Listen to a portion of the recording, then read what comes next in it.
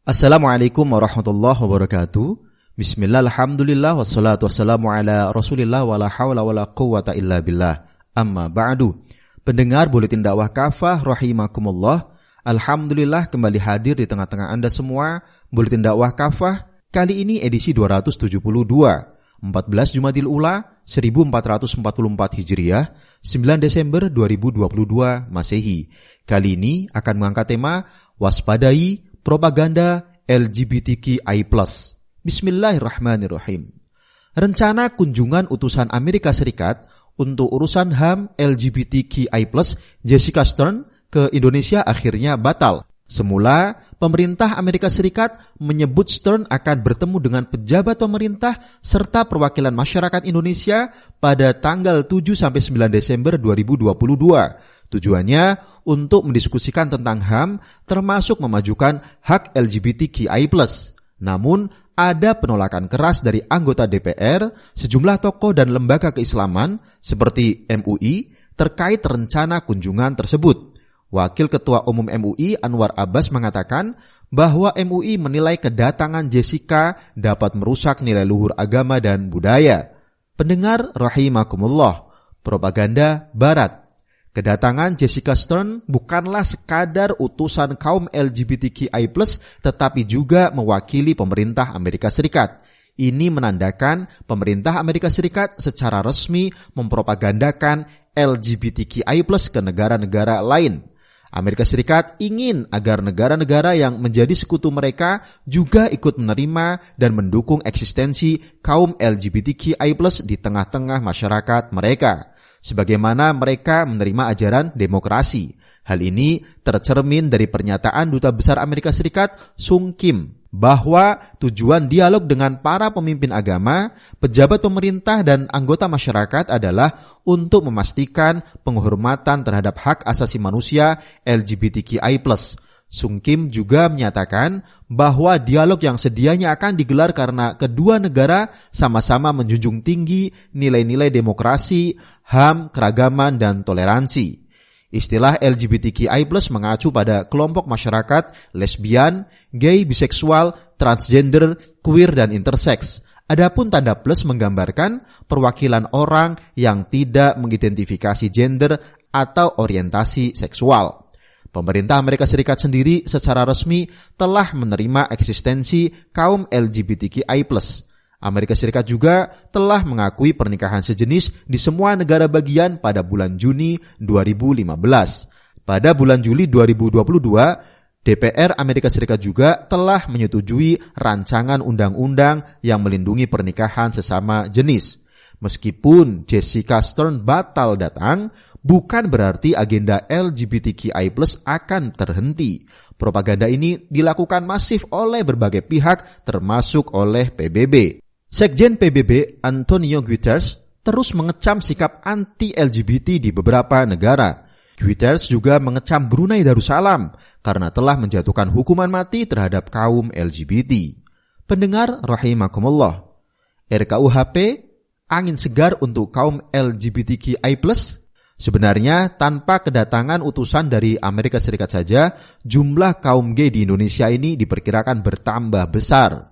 Menurut data Kementerian Kesehatan, ada sekitar 1.950.970 orang LGBT pada tahun 2015.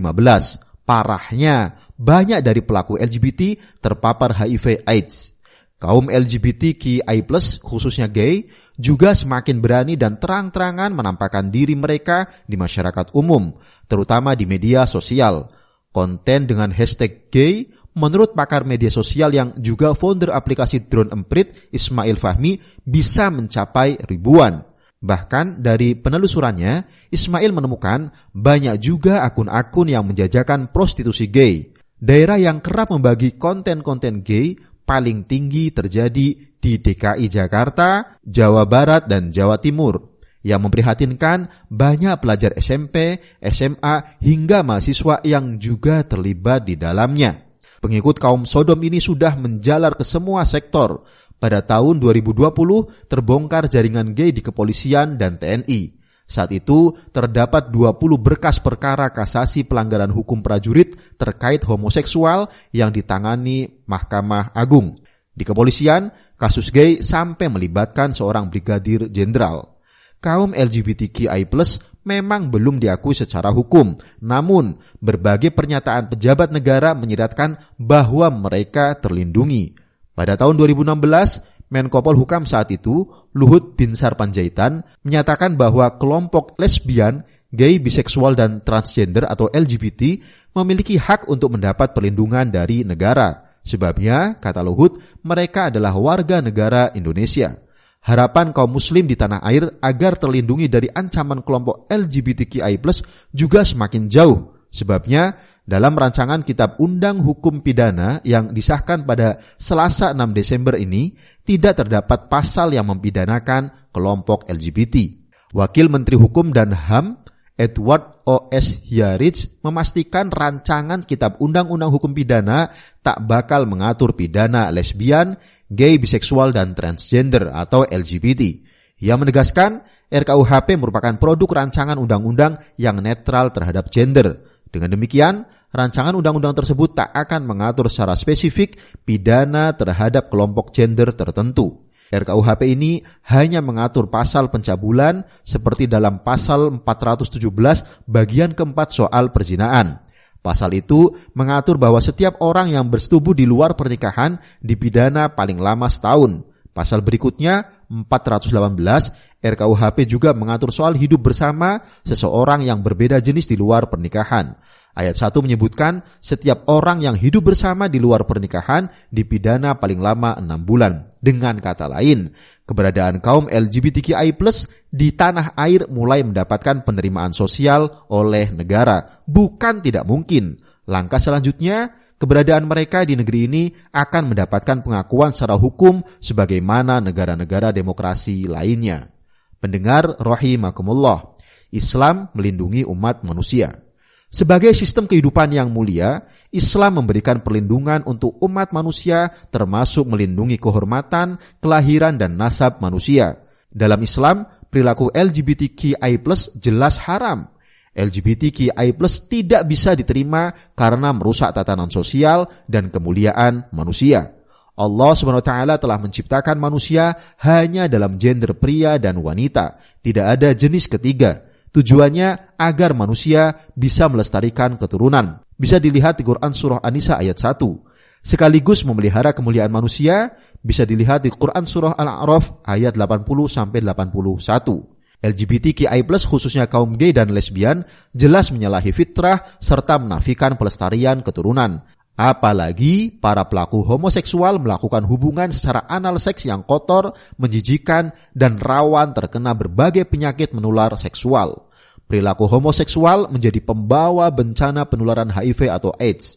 Situs Reuters pada tahun 2018 menyebutkan bahwa lelaki dengan pasangan sejenis berisiko 28 kali lebih besar tertular HIV dibandingkan pria heteroseksual. Centers for Disease Control and Prevention yang bermarkas di Amerika Serikat melaporkan lebih dari separuh lelaki gay dan biseksual atau sekitar 648.500 orang pada tahun 2016 terinfeksi HIV atau AIDS. Inilah di antara kemudaratan sebagai akibat kemaksiatan kaum gay di muka bumi. Oleh karena itu, Islam mendidik umat agar tidak jatuh dalam gaya hidup LGBTQI+. Islam melarang lelaki berpenampilan perempuan seperti waria atau transgender. Nabi SAW bersabda, "La'ana Rasulullah SAW al-mutasyabbihina minar rijali bin nisa'i wal mutasyabbihati minan nisa'i bir rijal." Rasulullah SAW telah melaknat laki-laki yang menyerupai wanita dan wanita yang menyerupai laki-laki. Hadis riwayat Al-Bukhari. Dalam Islam, negara juga akan menjatuhkan sanksi pengasingan bagi lelaki yang menjadi waria. Imam Abu Daud meriwayatkan bahwa Rasulullah SAW pernah memerintahkan para sahabat agar mengasingkan seorang lelaki berpenampilan seperti wanita ke daerah Naqi, satu daerah di pinggiran Madinah. Dalam riwayat Imam Abu Dawud juga diceritakan bahwa Rasulullah Shallallahu Alaihi Wasallam pernah memerintahkan pengasingan waria ke padang pasir. Beliau lalu mengizinkan dia ke Madinah pada hari Jumat sebanyak 2 kali untuk mencari makan agar tidak mati kelaparan. Rasulullah Shallallahu Alaihi Wasallam juga pernah memerintahkan kaum perempuan untuk menutup aurat dengan sempurna di depan kaum waria. Ini karena mereka hakikatnya adalah lelaki. Karena itu, mereka tidak boleh bekerja di salon-salon, misalnya melayani pelanggan kaum wanita yang membuka kerudung atau pakaian luar mereka yaitu jilbab di depan para waria tersebut. Adapun kaum gay, jika terbukti melakukan tindakan persetubuhan sesama jenis, harus dijatuhkan sanksi hukuman mati. Nabi SAW bersabda, "Man wajadtumuhu ya'malu 'amala qaumi Lutin faqtulul fa'ila wal maf'ula bih." Siapa saja yang menjumpai kaum yang melakukan perbuatan kaum Lut atau homoseksual, bunuhlah pelaku maupun pasangannya. Hadis riwayat Abu Dawud. Karena itu, ironis sekali negeri yang mayoritas muslim ini dan punya banyak ormas keislaman, tetapi sampai sekarang tidak bisa melarang eksistensi LGBTQI+. Bahkan mereka semakin terbuka akibat terus mendapat dukungan dari berbagai pihak, termasuk pembiaran oleh negara. Bukankah ini sama artinya menantang keputusan Allah SWT dan Rasul-Nya yang telah mengharamkan dengan keras LGBTQI+? Seharusnya umat belajar dari kisah kaum Nabi Lut alaihissalam. Kemurkaan dan azab Allah SWT bukan saja ditimpakan pada kaum Sodom yang mempraktikkan perilaku homoseksual, tetapi juga kepada istri Nabi Lut yang bersekongkol membantu kaumnya dan mengkhianati Nabi Lut alaihissalam sebagai utusan Allah Subhanahu wa taala. Karena itu, istrinya pun tidak selamat dari azab Allah SWT. Allah SWT berfirman dalam Quran surah An-Naml ayat 57, "Fa'anjainahu wa ahlahu illam ra'atahu qaddarnaha minal ghabirin." Lalu kami menyelamatkan dia, Lut, beserta keluarganya, kecuali istrinya. Kami telah mentakdirkan dia termasuk orang-orang yang tertinggal atau dibinasakan. Alhasil, jika kaum muslim mengharapkan negeri ini bersih dari bencana dan kerusakan yang dilakukan kaum LGBTQI+ ini, satu-satunya jalan adalah kembali pada syariah Islam, bukan yang lain. Wallahu a'lam bishawab. Demikian materi Buletin Dakwah Kafah edisi 272, waspadai propaganda LGBTQI+. Terima kasih. Wassalamualaikum warahmatullahi wabarakatuh.